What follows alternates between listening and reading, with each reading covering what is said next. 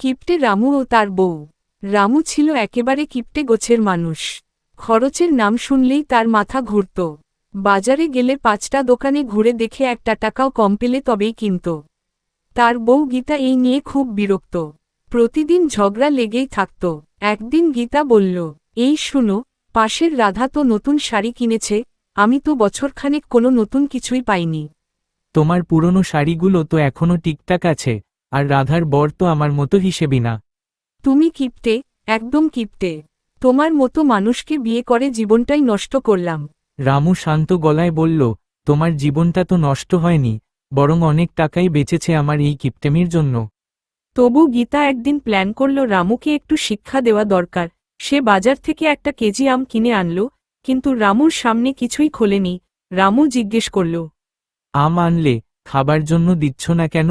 গীতা ঠান্ডা গলায় বলল, আমগুলো দামি ছিল, 1 কেজিতে 4টা। ভাবলাম তুমি তো খাওয়ার পর হিসেব করবে, তার চেয়ে বরং খাইনি বললেই বাঁচি। রামু একটু থমকে গেল। বুঝল, গীতা তার কিপ্টেমির পাল্টা চাল দিয়েছে।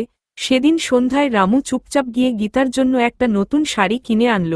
গীতা অবাক হয়ে বলল, এটা তুমি কিনেছ? তুমি? রামু হাসল। হ্যাঁ, ভাবলাম কিপটেমি করে শুধু টাকা বাঁচাই, কিন্তু বউয়ের হাসিটা তো অনেক দামি। এই গল্পটি একটি শিক্ষার বার্তা দেয়, জীবনে কেবল টাকা জমানো নয়, ভালোবাসা আর সম্পর্কও গুরুত্ব পায়।